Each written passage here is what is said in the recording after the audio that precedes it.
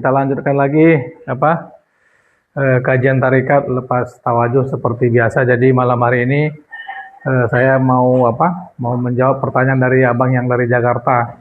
Jadi dia bertanya, "Bang,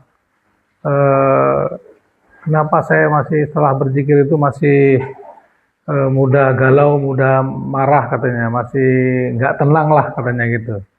Nah, jadi pertanyaan seperti itu sebenarnya mewakili banyak kita pengamal tarikat, ya. Hanya saja mungkin kita masih mendiamkannya. Kalau zikir kita masih berada di alam pikiran, ini kan kita yang berzikir nih, berada di alam pikiran, tentu dia akan membawa dampak, kita akan masih mudah menilai, menghakimi, membandingi, itu dia. Itu zikir yang masih di alam pikiran itu, ya.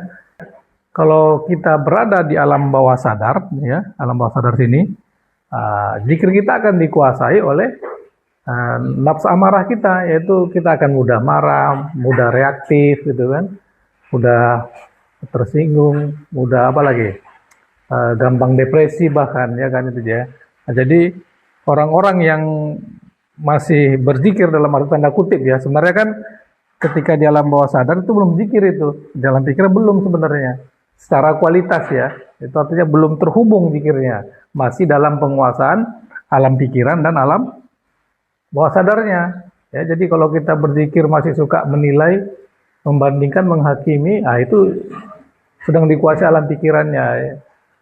Berikutnya kalau dia masih mudah reaktif, mudah marah gitu kan, galau, gampang tak tenang gitu, itu dia zikirnya sedang berada di alam bawah sadar. Artinya dia sebenarnya belum berzikir, zikirnya itu belum terjadi keterhubungan, akhirnya dikuasai oleh bawah sadarnya, oleh nafsu amarahnya. Nah, itu pahami, ya.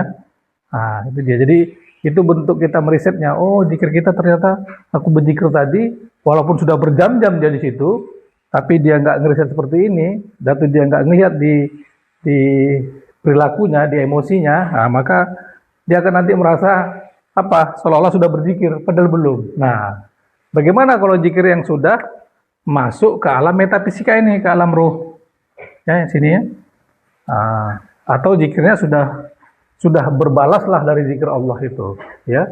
Fazguruni azgurukum, katanya kan di surat Al-Baqarah 152. Kalau sudah berbalas dia, sudah terkoneksi zikirnya kepada nur Allah ini, itu akan membawa dampak, ada tanda-tandanya, ada hasilnya, ada buahnya, katanya. Buah pertama itu apa?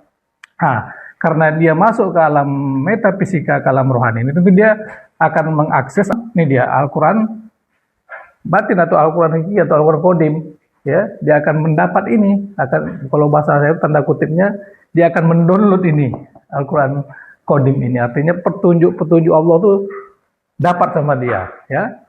Nah, tapi sebelum dapat ini dia akan mengalami bergetar kolbunya, sebagaimana surat An-Anfal 02 itu, tandanya orang beriman disebut nama Allah, bergetar kolbunya, nanti bergetar lagi nafsnya, ya. Jadi ilmunya seperti yang disampaikan Ayanda Guru Profesor itu akan ditambah-tambah ilmunya. Nah, itu dia, ya.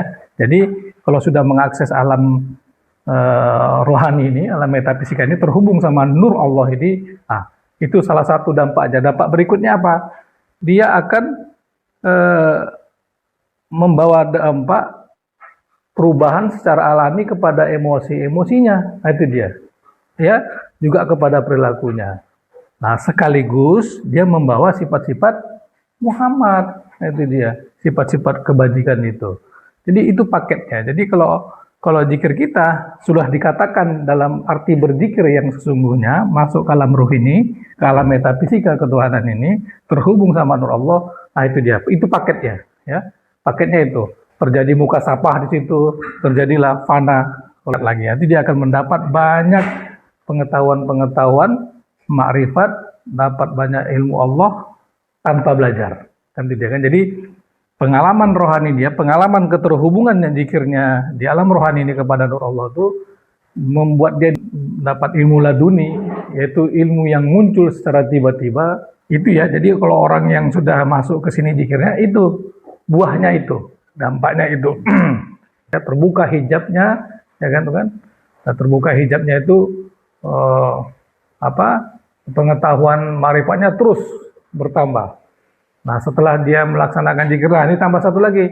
Nah, ketika sudah berbalas zikir itu, setelah dia selesai melaksanakan zikrullah itu, batinnya terasa nyaman gitu. Seperti saya pernah mengibaratkan seperti kita servis mobil atau motor gitu. Kita kan nggak tahu apa yang dipreteli oleh teknisi bengkel itu. Tapi setelah diservisnya kita pakai mobil itu kok nyaman, kok enak ya. Nah, itu kayak gitu tuh. Nah, jadi kalau zikirnya sudah berbalas, sudah artinya sudah terhubung di alam rohani ini, ke nur Allah ini, nah itu dia selesai berzikir, terasa energi batinnya hidup gitu. Nah itu dia, ya.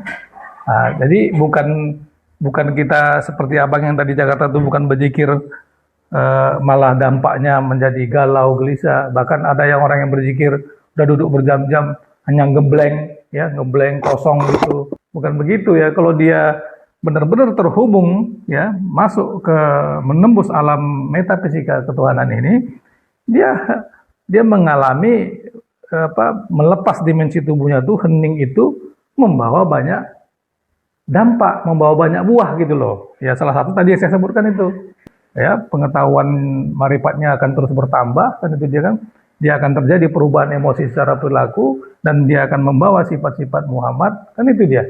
Sifat-sifat kebajikan tadi itu, nah, dan dia dicerdaskan tanpa belajar. Belajar ilmunya dapat dari pengalaman rohaninya ini, bukan dari hasil kutip-kutip atau kata orang atau baca buku, bukan. Nah, itu bedanya di situ ya.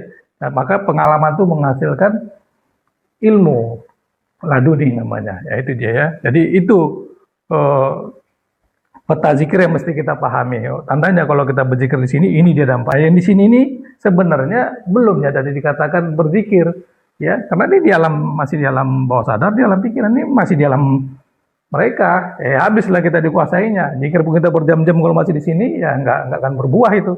Nah di sini baru, ya. Nih di alam getaran dan gelombang, nih di alam metafisika, di alam ruh yang terhubung kepada nur Allah, dan ini yang dibikin ayahanda guru profesor itu. Sudah ada petanya. Ya, oke ya, saya kira itu. Mudah-mudahan ini menjawab bagi abang yang di Jakarta.